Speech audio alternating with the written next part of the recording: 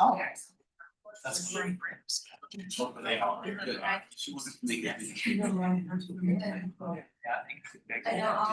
My grandparents were from Cuba and it's like fish. This is right in secret. And you said, hey, if any of the Viperite, they're speaking Spanish, and I start writing, you start writing.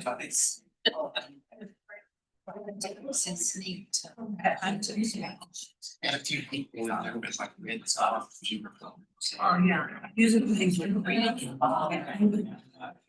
know what I did last year is become the same. There's a site. My last year's. I found the site on YouTube that and real slow and it's goofy. And then using the class that I had all these specialized. Hey, everyone. Have to turn on the microphone. Okay, there we go. Hey, everyone. I'm Danielle Axorda. I'm the Community Outreach Archivist and Programs Coordinator for the Cowles Butler Center for Arkansas Studies and the Roberts Library. Welcome to Legacies and Lunch, American Indians in Arkansas Baseball. This monthly program is currently being held at UA Little Rock downtown, where you all have joined us today. Next month will be our last month in this space, and then we will pivot to Cowles Main Library's Darrow Center beginning in January 2026. And I'd like to thank Marta and Carly for hosting us for this period of renovation. And this program features talks on Arkansas-related topics, so we're happy you've joined us today. I'd also like to go ahead and invite Dr. Marta Chislak, Director of UA Little Rock Downtown, to share a bit about their new exhibit, Native Misrepresentations, with you all today before sharing some updates from Roberts Library.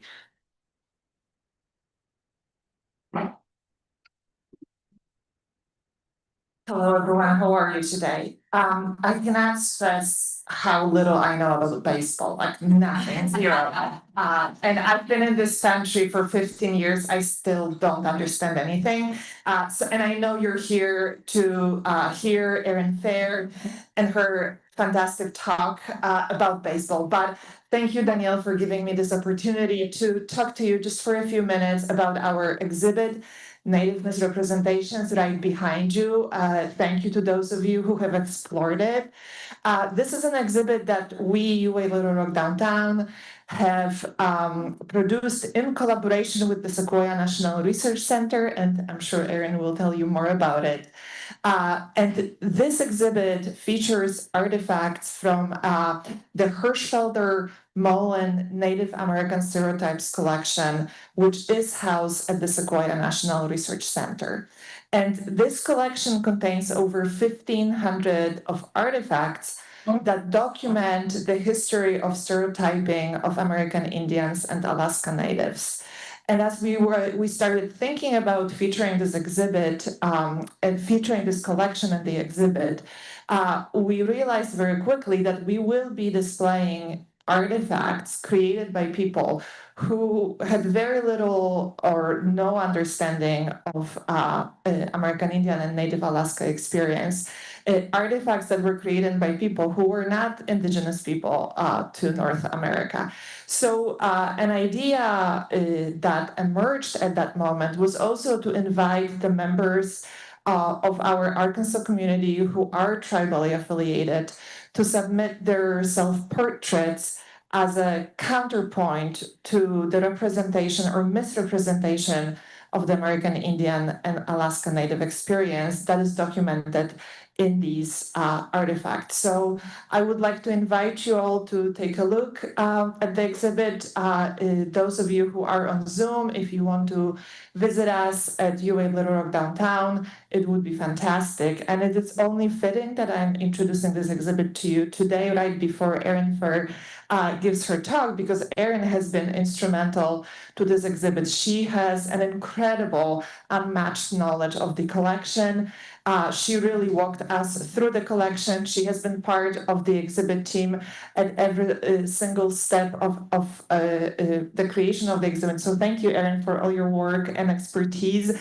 And also, Erin is one of our community contributors. So if you look around, you might find her photo right there on the wall. So that's it from me. Thank you so much for giving me this time and opportunity, and have fun, everyone.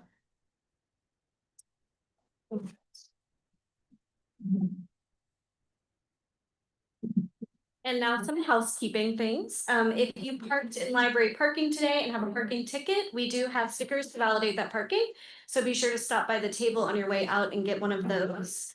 And I'm going to do a raffle real quick. We have had totes made for the 25th anniversary of Legacies and Lunch as a program. So you can get one of those today if you're lucky. Okay. So our ticket number is, the last three numbers are going to be 182. Is that you? Awesome. Got a fun vintage Butler Center logo on there. Yeah. And I just want to share one programming update this month. We'll have Second Friday Art Night next Friday, November 14th from 5 to 8 p.m. at the Cal's Rocket Lab. At this monthly event, we have local artists and art demonstrations, a DJ or performer playing music, and light refreshments. And you can bring your knitting work in progress and work with others. And this program is made possible with generous funding from the CALS Foundation and the Wingate Foundation. For today's Legacies and Lunch, we're joined by Erin Fehr. Erin was born and raised in the Delta of Eastern Arkansas while celebrating her Yupik heritage. She is the Assistant Director and Archivist at the Sequoia National Research Center at the University of Arkansas in Little Rock.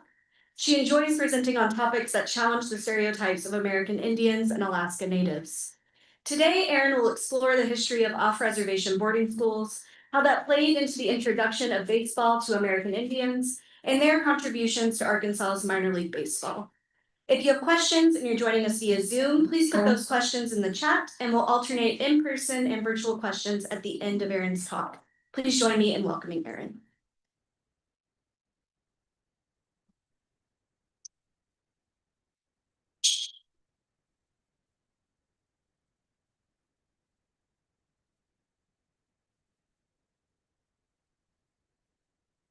What a great crowd we have.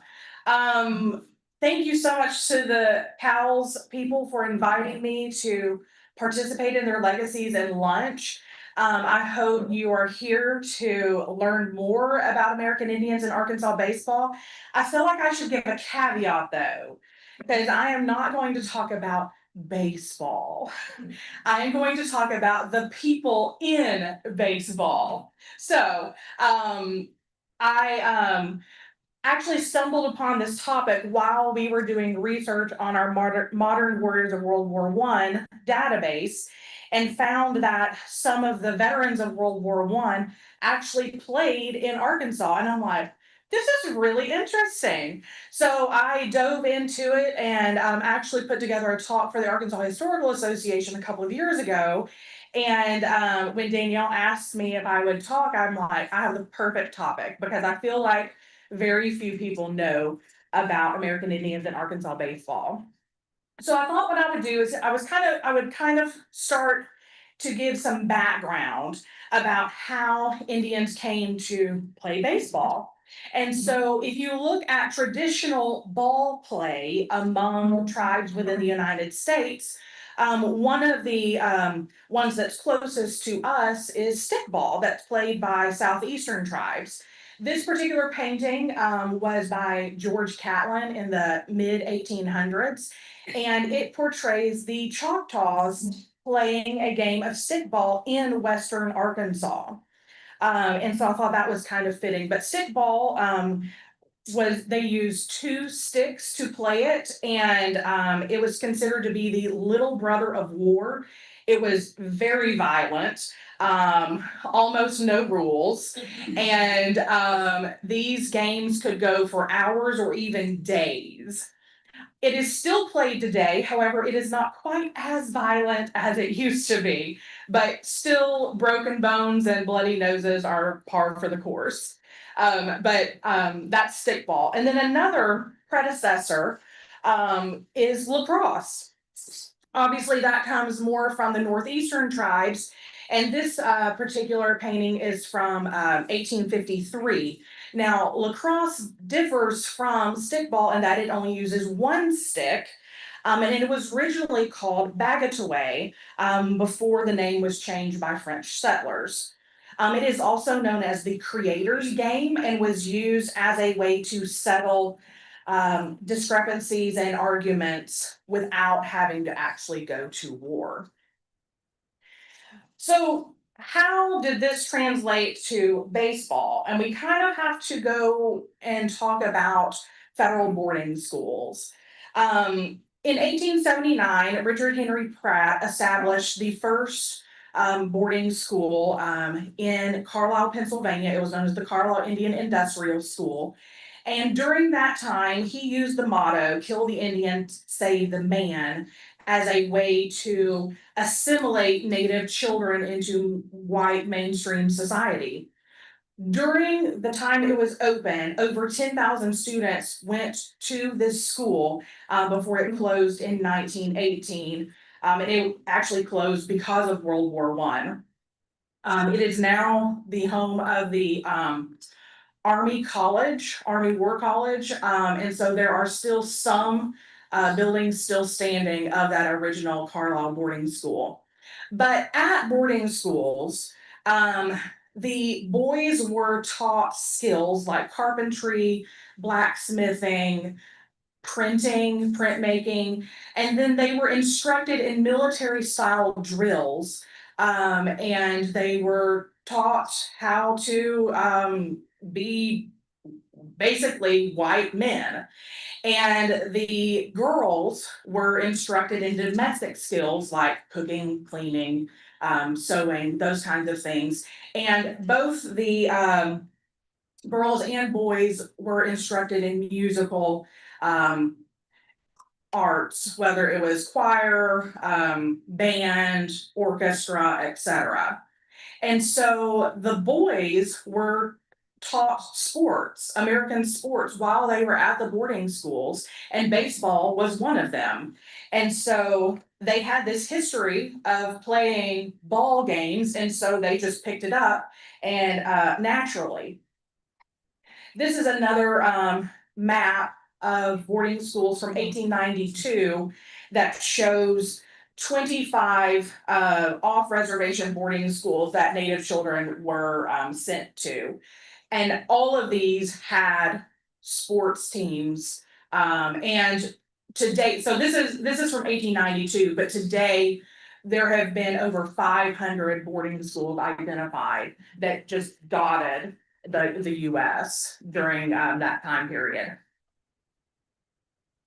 So this is a photo from 1893 for the juniors baseball team at the Carlisle, Pennsylvania boarding school. They consistently had a baseball team until 1910, when they ended up having to close the baseball program because they didn't have enough students. So the students that were involved or were interested in playing baseball, they would play semi-pro baseball during the summers in the surrounding town. So they were still playing, just not at the boarding school. And then this is another photo from 1900 and from the Chilocco Indian School baseball team. And we will talk about the Chilocco team a little bit more. In 1897, Louis Sockalexis, who was a member of the Penobscot Nation in Maine, became the first Native American Major League Baseball player. He, 50 years before Jackie Robinson, actually broke the color barrier, being the first non-white baseball player in the major leagues. He doesn't get that recognition because Jackie Robinson did that in 1947, but Louis Sockalexis was the first in 1897, and he was not the only one. There were many American Indians that played in the major leagues after that time. Sockalexis did attend Carlisle, and he played for the Cleveland Spiders or the Cleveland Indians. They actually changed their name after Sockalexis came on the team. So now let's get to Arkansas baseball. So the first person that I'm going to talk about is Austin Ben Tin Cup, who was a member of the Cherokee Nation. He was born in 1893 in Adair, Oklahoma. And as far as I know, he did not attend a boarding school, but by this point in time, baseball was prolific around the country, and he probably just picked it up in his local community. In 1912, he played for his first minor league team, which was a Class D team, meaning it was the smallest possible minor league team, in Sherman, Texas, for the Oklahoma Texas League. The next year, in 1913, he was sold to Philadelphia and made his Major League Baseball debut in 1914 with the Phillies. He played with them for a few years before he was sent back to the minors. Apparently, this happened all the time. They were like back and forth between the minors and the majors, and then they were like traded back and forth and sold to different teams just based on what that team needed at that time. But in 1917, he was traded from Philadelphia to the Little Rock Travelers. He made quite a splash in the Arkansas newspapers for holding out on signing his contract. He asked for a substantial sum of money, actually more than he was making in Major League Baseball. And I assume, because he was back home in Adair, Oklahoma, I think that he really just wanted to stay in Oklahoma. And so he's like, well, maybe if they give me this much money, I'll be convinced to go to Little Rock. In the newspapers, President Allen, who was president of the Little Rock Travelers Ball Club, said, quote, "I found Tin Cup a mighty sensible fellow to deal with. We had no trouble in making an agreement that is satisfactory to both of us. He told me that he liked Little Rock, and I know the fans will like him and his pitching. He impresses me as a willing worker and winning player. Tin Cup is the only Indian in the Southern League and should be a drawing card around the circuit." So they did end up coming to an agreement. He signed his contract, and he was mainly a pitcher, but he also played outfield as well. Like I said, the newspapers loved him, and in May of 1917, they wrote, "The Chief is a great ball player, and he is a good Indian," whatever that means. I think every Indian that ever played in baseball, including today, is called Chief. So that's just kind of par for the course. And let me tell you, baseball loves their nicknames and loves their slang. So it's no surprise. But his proudest achievement that he talked about to the end of his life was that he pitched a perfect game on June 18th, 1917 against the Birmingham Barons. And for those of you who are not baseball fans like myself, a perfect game means that it had no hits and no runs. And so he was very much lauded in the newspapers for that. Yes, sir. Game means not only that, it means the minimum number of batters in a game is 27. It means he got all 27. Okay. I learn something new every day. He, like I said, he was a fan favorite, but he only stayed with the Travelers for a year before he was sent back to Philadelphia in 1918. And this is where World War I comes into play, because America entered the war in April of 1917, and baseball was kind of up in the air. The leagues were very nervous that they wouldn't be able to finish out their seasons, because they knew that the majority of their players were prime age for drafting for the war. And so the major leagues, kind of as a show of, I guess, generosity and goodwill, they actually sent baseball equipment to the training camps here in the US in 1917. And then later, whenever troops were overseas in the American Expeditionary Forces in 1918, they sent baseball equipment over there so that way they could play when they had downtime from the war. Which we laugh at, but I will talk more about. They love their sports, even during war. And so another way that the war kind of intruded on baseball was that, as I said, the major league teams were very concerned about being able to play their whole season. And so what they did was they hired former Army sergeants to drill their teams. So that way they're saying, okay, we're getting ready for war, but we're still gonna play ball. And so before the games in 1917, they would have these exhibition drills that they would perform for the fans before the game actually began. And so this continued all through 1917 and 1918. Unfortunately, 1918, the season was rough, and minor league teams were dropping out left and right because they just didn't have the fan base that could support the teams. And so the Southern League, which is what the Little Rock Travelers were a part of, ended their season early on June 29th. And in 1918, there was a work or fight rule that went into effect on October 15th.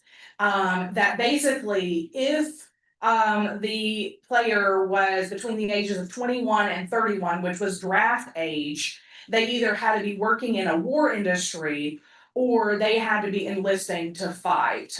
They would not be allowed to play ball. And so this kind of spurred a lot of companies who were engaged in war work, like ship fitters and the Bethlehem Steel Company, to open their own baseball teams. And so they would basically be evading enlisting in the Army by going to work at these companies, but they were still playing ball for these factories. So when World War I happened, like I said, America did not have a large military presence, and so they had to enact a draft.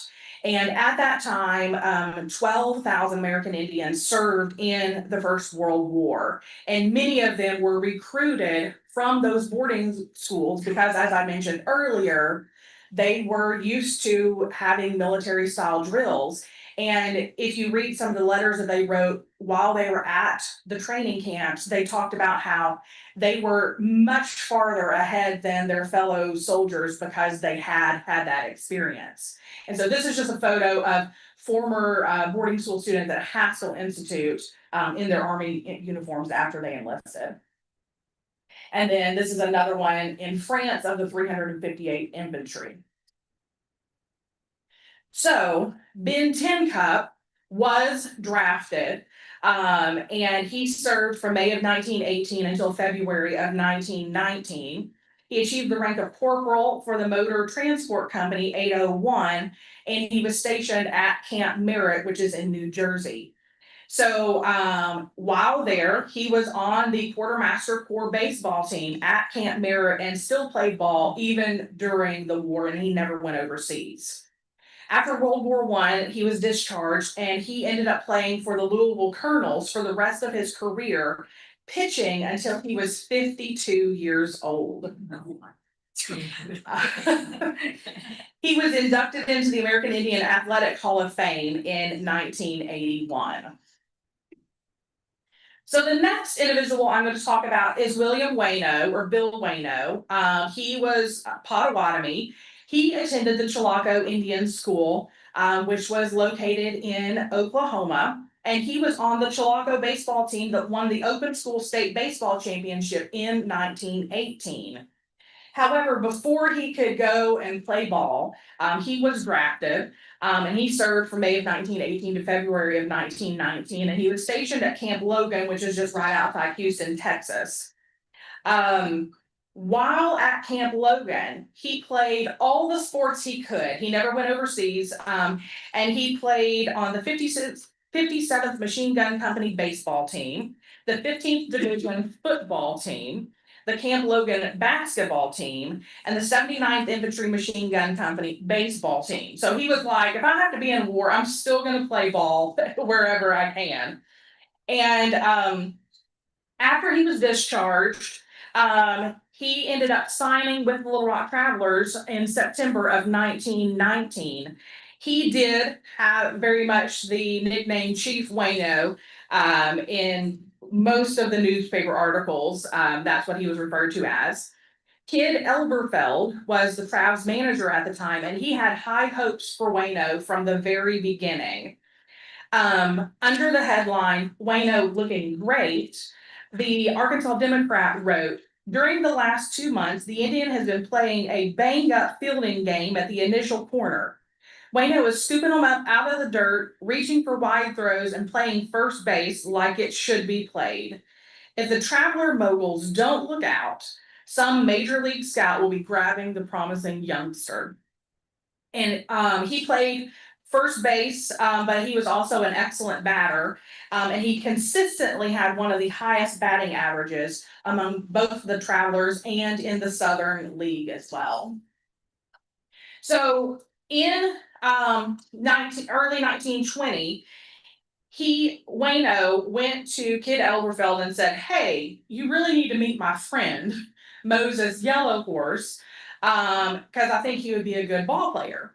And so Yellow Horse was Pawnee. He had also attended the Chilocco Indian School, and he was also on the same team that won the Open School State Baseball Championship in 1918.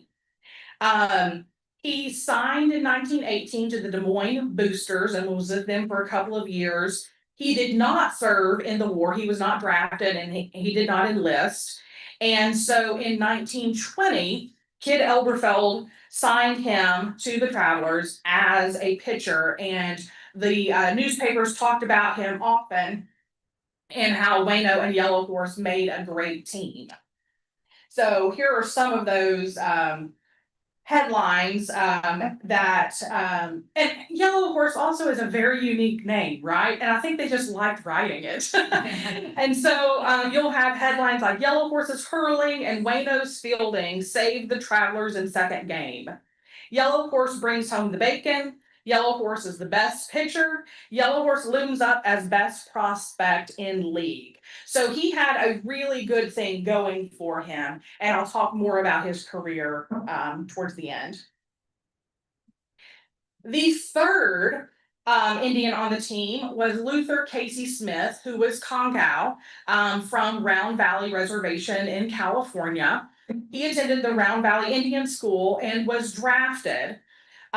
He did go overseas with the 144th Field Artillery and was in France from September to December of 1918. Once he was discharged, he went back to playing ball and played with the minor leagues, San Francisco Field, that were part of the Pacific Coast League. Here he is in his SEALs uniform, and I have him circled in yellow in the middle. However, his time with the SEALs did not end well. He got caught up in a gambling scandal. He was not part of it, but he got dragged into it along with Tom Seton. And so the Pacific Coast League basically blackballed him, and he could not find a job on the West Coast. So Kid Elberfeld signed him and quote, the San Francisco released him for the good of baseball. There was never a hearing. They were never charged with anything, but it basically just ruined both Casey Smith and Tom Seton's reputation. So he pitched his first game on May 22nd, and it did not go that great. He literally walked off the train and went to the diamond to play ball. So I don't think any of us could do a very good job after traveling so far on train. So there was kind of lackluster response in the newspapers. 5 days later, their rivals started organizing protests because they're like, we're not going to play against the Travelers if you're going to have Casey Smith on the lineup. The Southern League president, John D. Martin, ruled that Smith was ineligible to play. They requested a reconsideration. The request was denied on June 2nd. And then, while all of this is happening in Arkansas, the people back in California were like coming to Casey's defense. And a journalist from San Francisco talked about how he had such good character. And he wrote in a newspaper in San Francisco, he said, when the United States entered the war, Luther Casey Smith, part Indian, said he felt that he should enlist. He was told to wait until his number in the draft was called. Smith did not want to do that. Then he was told that he could find a place in the submarine base at San Pedro, where so many men, now honored in the two big leagues, found a refuge during the war. But Smith wanted to get into a fighting unit and get over there, so he enlisted with the Grizzlies, a crack organization of California, and he finally got over to France. He did not get into action, but that was no fault of his. He did not wait to be drafted, but he had joined an outfit that he thought was a sure shot to see action, and he got across. And so he's talking about how what a great guy he was. Y'all need to ignore this gambling scandal because he didn't have anything to do with it. And on June 14th, the federal judge actually ruled in Casey Smith's favor. Martin, who is president of the Southern League, approved the contract. But then on June 17th, the Atlanta Crackers refused to play if Smith played.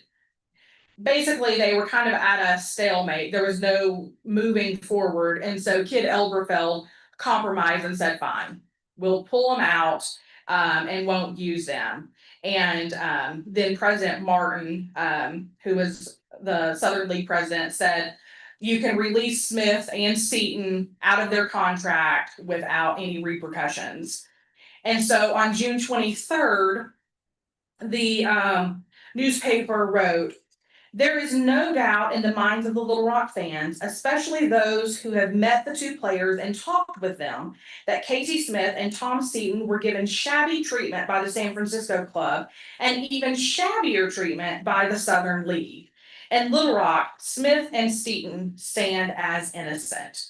And so the fans did not believe the rumors. And like I said, there was no evidence against either Smith or Seton. They just kind of got caught up in it. And I believe it was a manager that kind of ousted them. However, Casey said, I'm not going to just sit around. And so he ended up playing wherever he could play in the state of Arkansas.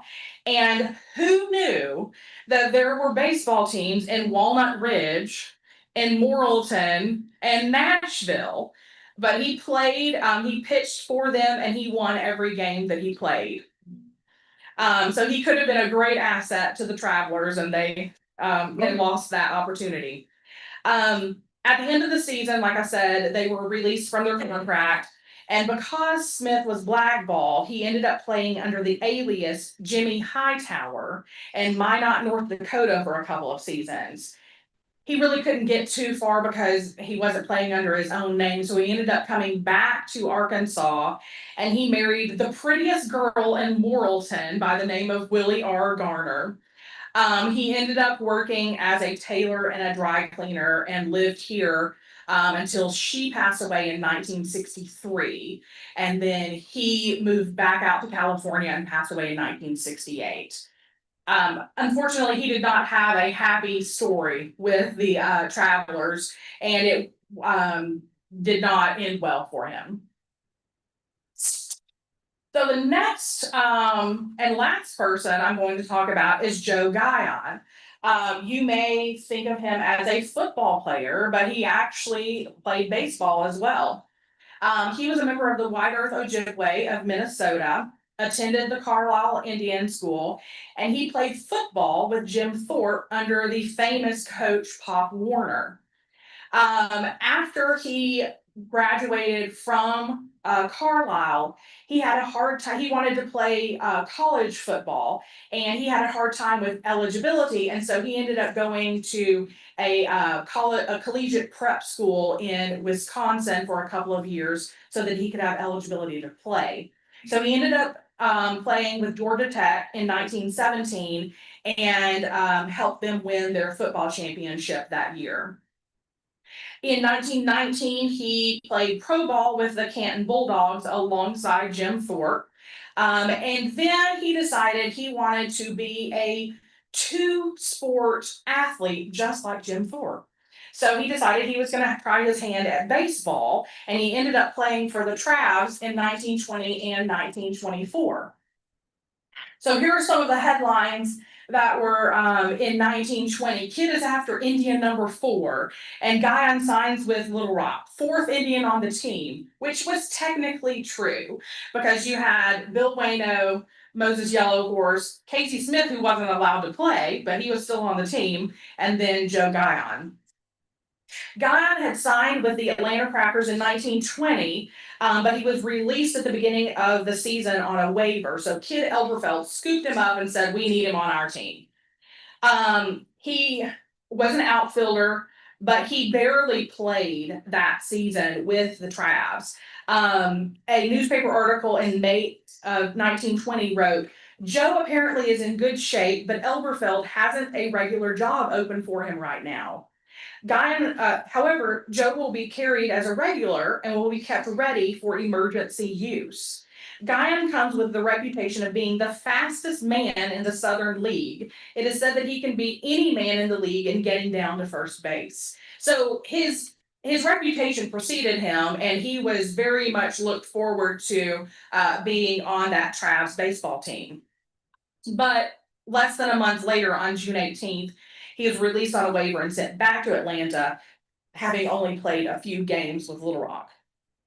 However, he came back in 1924, and he played the full season with the Little Rock Travelers, played outfield, and then in December, he was traded to the Louisville Colonels, and he ended up playing with the Colonels through 1928 with Ben Tincup, who had been a former Travelers player. Joe Guyon didn't want to be just a one-trick pony, and so while he was also playing baseball with the Louisville Colonels, he was coaching football at Union University and also playing on various pro football teams throughout the league. And he was on the winning 1927 New York Giants team, and was inducted into the Football Hall of Fame in 1966. So he had a short-lived baseball career, but is very well known for his football. So in conclusion, in 1920, the Little Rock Travelers actually won the championship for the Southern League with 2 Indians on their team. Both William Wano and Moses Yellow Horse helped them secure that 1920 pennant. After the win, Yellow Horse joined the Pittsburgh Pirates and made his Major League Baseball debut in 1921. He played with them for 2 seasons and he achieved some success, but he never was at the top of his game consistently. So they ended up sending him back down to the minors, and he played with the Sacramento Senators for a couple of years. However, he was a fan favorite and left a lasting impression on the fans at Pittsburgh for decades. The fans would cry, "Put Yellow Horse in," whenever they didn't like how the pitching was going. And the sports writers said that lasted up through the 1980s, believe it or not. So 60 years after he played, they were still talking about Moses Yellow Horse. He said, Yellow Horse said, "I never had anything but a fastball. I never even had a little curve, just faster. And so he unfortunately did not have a long, successful baseball career, because when he was sent back to the minors and played with the Sacramento Senators, he ended up injuring his arm permanently in 1924. He did continue to play ball after that, but just for various teams around the country through 1935. And so he didn't achieve the success that a lot of people thought he would. And then Bill Wano played for another 10 years after he left Little Rock in the minors, but he never got a chance to move up. So while the chapter of American Indians in Arkansas baseball was quite short, it was a lot going on. And I hope that you learned something new today. And I will be free to answer any questions you might have, so thank you so much.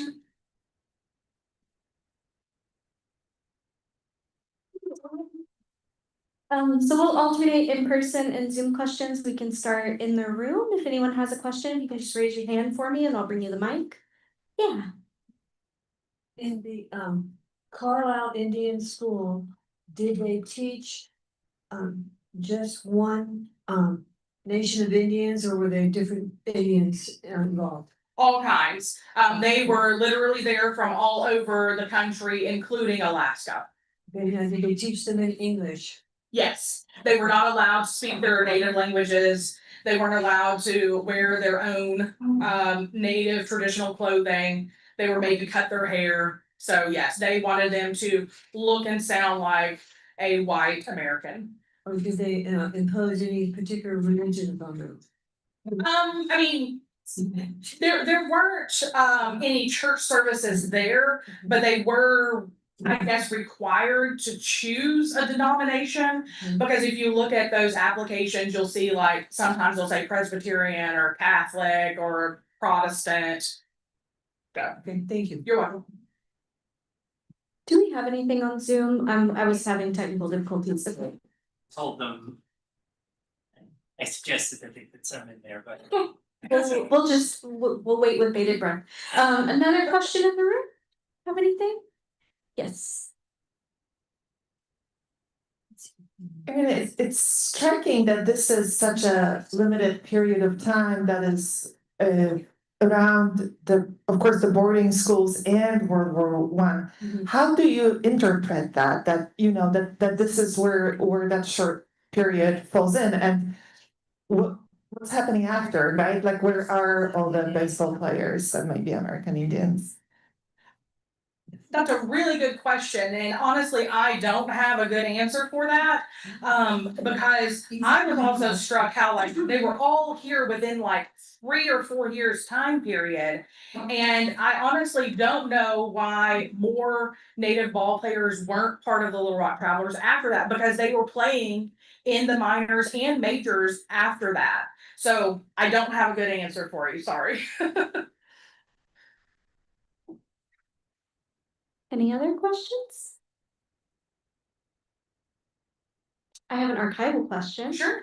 Can you talk a little bit about what kinds of sources you use to do this research? So, like I said, I kind of stumbled upon it while researching World War One, and so the first thing that I noticed was a World War One draft card. When they signed up for the draft, they had to include their occupation. And on Ben Tincup's draft registration card, he wrote Little Rock Travelers. And I'm like, what? I need to find out a little more about this. And same thing with some of the others, they just had ball player on there, so I wanted to learn more. So that was kind of like my first entry into it. And then I honestly looked at, like, as far as like timeline, I utilized newspapers.com to really look at the newspapers and what was happening around these games and in between like the signing of the contracts and the trading back and forth. And then there's a great online resource called Society of American Baseball Research that has a really good article on Moses Yellowhorse and Casey Smith. So I was able to utilize real baseball historians and their research.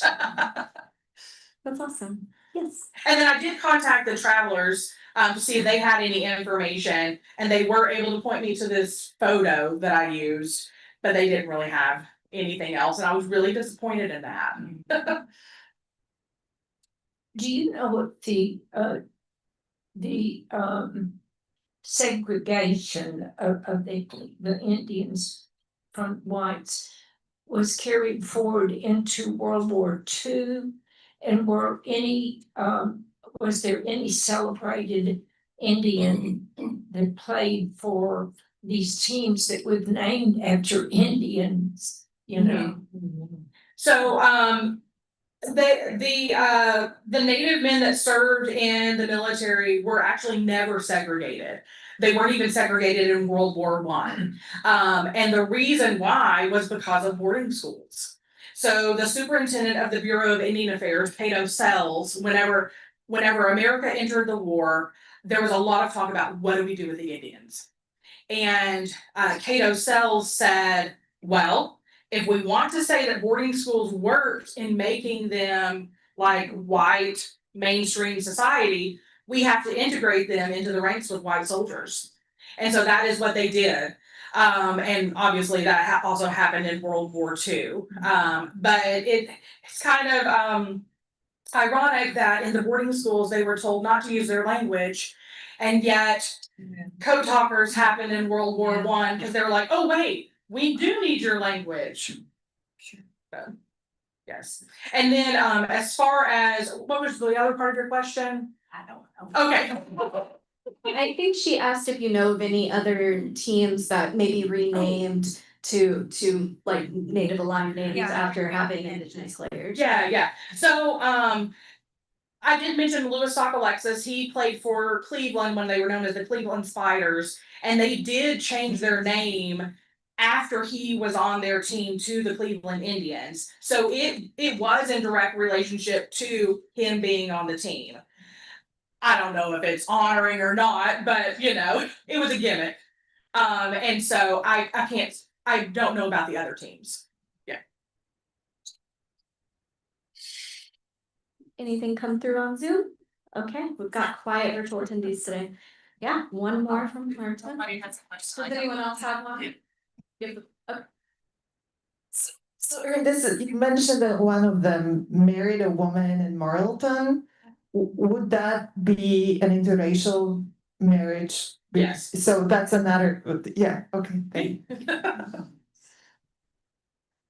Yep, I believe they had kids, but I didn't have time to track them down, so I don't know if the kids, if their descendants are still living in Arkansas or if they are elsewhere, but I do believe they had kids together. All right, if we don't have anything else, thank you so much, Erin, and we're gonna do one more raffle, so stay in your chair. Thank y'all.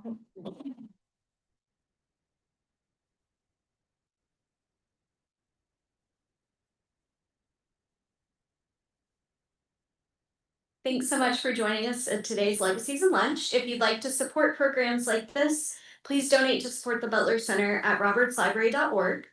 Join us here next month for our last Legacies and Lunch in this space. We'll be hearing from historians Elliot Bowen and Tim Nutt for the Politics of Public Health, Lessons from Hot Springs, Arkansas.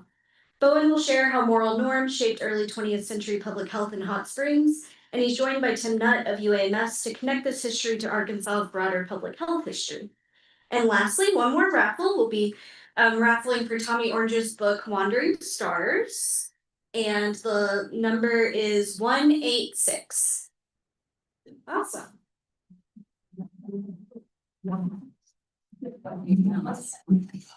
The director of the Clemson Library, Jay Barth. All